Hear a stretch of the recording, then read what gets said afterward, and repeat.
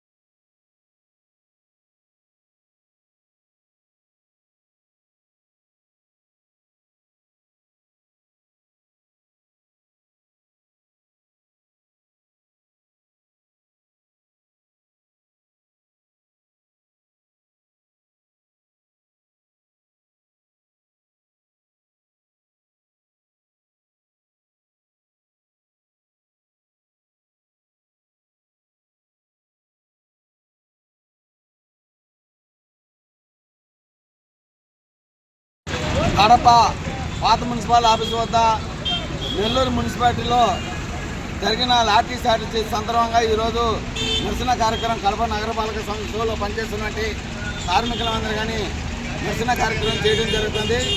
ఈరోజు నెల్లూరు మున్సిపాలిటీలో ప్రైవేటీకరణ చేయడం జరుగుతుంది. 279 జీవోల గత ప్రభుత్వం టీడీపీ ప్రభుత్వము గత 7 ఏళ్ల ముందు ఏదైతే జీవోని తెచ్చిందో ఆ జీవోని ఇప్పుడు 2025వ సంవత్సరంలో జూలై నెలలో విడుదల చేసింది. నెల్లూరు జిల్లాలో రెండు డివిజన్లలో వాటిలో భాగంగా గత 27 రోజులుగా నెల్లూరు మున్సిపల్ కార్మికులు ఆఫీస్ కార్మికులు ఆందోళన చేస్తుంటే ఈరోజు పోలీసులు ఈ కూటమి ప్రభుత్వము మున్సిపల్ కార్మికుల్ని నిర్దాక్షిణంగా లాఠీ చార్జీలు చేసి అరెస్ట్ చేసి 50 మంది కార్మికుల్ని నాయకుల్ని జైల్లో పెట్టడం చాలా దారుణమైన పరిస్థితి. ఈరోజు మేము ఓట్లేసి గెలిపించింది ఈ టీడీపీ ప్రభుత్వాన్ని, కూటమి ప్రభుత్వాన్ని మమ్మల్ని లాఠీలతో కొట్టేదానిక లేదంటే మమ్మల్ని అరెస్ట్ చేసేదానిక అని మేము గట్టిగా సిఐటిగా మేము అడుగుతున్నాం. ఇదే పద్ధతిలో కానీ కూటమి ప్రభుత్వం కానీ ఉంటే రానున్న కాలంలో పెద్ద ఎత్తున కడప నగరమే కాదు రాష్ట్రం అంతా కానీ మున్సిపల్ కార్మికులు కల్లేరు చేస్తారు. మున్సిపల్ కార్మికులు కల్లేరు చేస్తే ఈ రాష్ట్ర ప్రభుత్వాన్ని మెడలు ఉంచి ఈ ప్రభుత్వాన్ని గద్దెదించడానికి సిద్ధంగా ఉన్నాం. సిఐటిగా హెచ్చరిస్తున్నాం. ఇప్పటికైనా మానుకోవాలి. అరెస్ట్ చేసిన మున్సిపల్ కార్మికుల్ని విడుదల చేయాలి. లేనడలా రేపు నుండి రాష్ట్రమంతా కానీ పెద్ద ఎత్తున ఆందోళన దిగుతామని సిఐటిగా డిమాండ్ చేస్తున్నాం.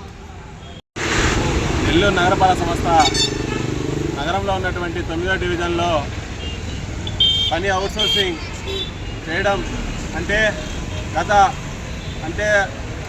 చంద్రబాబు గారి ప్రభుత్వంలో వచ్చినటువంటి 279 జీవో ఏదైతే ఉందో అది దొడ్డిదారిన నెల్లూరు నగరంలో 9వ వార్డులో అమలు చేయడం ఇది దారుణం అని చెప్పి సిఐడిగా తప్పదలుచుకున్నాం. అదే జీవో ఇంప్లిమెంట్ చేయడం వల్లనే ఆ రోజు ప్రభుత్వం ఇంటికి పోవడం జరిగింది. మళ్ళీ ఈ రాష్ట్ర ప్రభుత్వం ఏర్పడిన తర్వాత మళ్ళీ మున్సిపల్ కార్మికుల పట్టగొట్టడానికి ప్రయత్నం చేస్తూ ఉన్నాయి. మీరు ఇచ్చినటువంటి హామీలు అమలు చేయమంటే మాత్రం అమలు చేయనటువంటి పరిస్థితి, ఎక్కలేనటువంటి హామీలను మీరు ఇచ్చినటువంటి కార్మికుల సంక్షేమాన్ని కానీ కార్మికులకు రావాల్సినటువంటి న్యాయమైనటువంటి వేతనాన్ని కానీ ఇవ్వకుండా కార్మికులు నష్టకూర్చే జీవో ఏదైతే ఉందో ఆ జీవోలను దొడ్డిదారిన కార్మికుల పొట్టగొట్టడానికి పొద్దు రాష్ట్ర ప్రభుత్వం వివరిస్తూ ఉంది. ఇప్పటికైనా మంత్రి నారాయణ గారు మీరు చెప్తున్నటువంటి మిషన్ ఇడిచిపెట్టి రాష్ట్ర వ్యాప్తంగా నెల్లూరు నగరాన్ని పరిశుభ్రమైన పరిస్థితి చేస్తూ ఉన్నాం. మ్యాన్ హోల్ లేకుండా ఏ మిషన్ ఇడిచి కూడా జరగవు. మీరు తక్షణమే 279 జీవో అనే ఏదైతే ఉందో దాన్ని వెంటనే 9వ వార్డు పని అవుట్సోర్సింగ్ని వెనక్కి తీసుకోవాలి. వాళ్ళకి ఇప్పుడు దాకా జరిగినటువంటి అరెస్టులను లేకపోతే లాఠీ చార్జీలను అరెస్ట్ అయిన వాడిని తక్షణమే విడుదల చేయాలి. లాఠీ చార్జ్ చేసిన వాళ్ళని చూపించాల్సిన అవసరం మీది. దాంట్లో ఏ ఒక్కరికి ఏం జరిగినా కూడా పూర్తి బాధ్యత మంత్రి నారాయణ రాష్ట్ర ప్రభుత్వం బాధ్యత వహించాలని చెప్పి AP municipal workers and employees federation CIT అనుబంధం హెచ్చరిస్తూ ఉంది. నెల్లూరు నగరంలో ఉన్నటువంటి 9వ వార్డులో పని అవుట్సోర్సింగ్ చేయడం జరిగింది. దానికి అనుగుణంగానే అక్కడ ఉన్నటువంటి మున్సిపల్ వర్కర్లు ఆ సిఐటి నాయకత్వంలో గత 27 రోజులుగా సమ్మె నిరసన కార్యక్రమాలు చేయడం జరుగుతూ ఉన్నది. దానికి అనుగుణంగానే నారాయణ గారికి తెలియకుండా లేదు. ఇది నారాయణ గారి కన్సర్న్లోనే ఈ ప్రైవేటీకరణ తేవడానికి, రాష్ట్రమంతా ప్రైవేటీకరణ తేవడానికి నెల్లూరులో మొదలుపెట్టినాడు. ఆయన నెల్లూరులో మొదలుపెట్టి రాష్ట్రమంతా చేయడానికి చూస్తూ ఉన్నాడు. సిఐడి కూడా హెచ్చరిస్తూ ఉంది, నువ్వు నెల్లూరులో మొదలుపెట్టి రాష్ట్రమంతా దాన్ని నడపాలనుకుంటే మేము కూడా నెల్లూరులో రగిలినటువంటి సమ్మె సైరన్ ఏదైతే ఉందో రాష్ట్రమంతా కూడా ఈ సమ్మె చేయడానికి సిఐడి వెనకాడదని తెలియజేస్తా ఉన్నాం. జాగ్రత్త. ఈ విధంగా 9వ వార్డులో ఏదైతే పని అవుట్సోర్సింగ్ చేసినాడో పని అవుట్సోర్సింగ్ వల్ల అనేక మంది కార్మికులు కడుపు కొట్టడానికి, అనేక మంది కార్మికుల జీవన శైలిని ఆయన తుంగలో దొక్కడానికి చేసినటువంటి కార్యక్రమాన్ని కార్మికులు చూస్తూ ఊరుకుండట్లేదు. కార్మికులు ఎప్పటికైనా కడుపు మండి రోడ్డు మీదకి వచ్చినప్పుడు గత ప్రభుత్వాలు మీకు తెలిసే ఉంది, మీ ప్రభుత్వానికి అనుభవం ఉంది. ఇప్పటికైనా 279 జీవోని రాష్ట్రమంతా చేయడానికి నువ్వు ఉద్దేశించినావు. రాష్ట్రమంతా కూడా ఈ ఏదైతే 279 జీవో గత అంతకుముందు 5 సంవత్సరాలు ఎట్లాగైతే పోరాటం కొనసాగిందో ఈ 5 సంవత్సరాలు కూడా పోరాటం కొనసాగుతుంది. ఈ పోరాటం ద్వారా నీ ప్రభుత్వాన్ని నిన్ను మట్టి కల్పించే పరిస్థితి ఉంటుంది అని చెప్పి సిఐటిగా హెచ్చరిస్తూ ఈ కడప నగరంలో ఈ నిరసన కార్యక్రమము ఈ రోజుతో మొదలవుతోంది. ఈ రోజు నుంచి సమస్య పరిష్కారం అయ్యేంత వరకు కూడా ఈ నిరసన కార్యక్రమం, ఆందోళన కార్యక్రమం ఉద్రిక్తంగా చేయడానికి మేము సిద్ధంగా ఉన్నామని తెలియజేస్తా ఉన్నాం.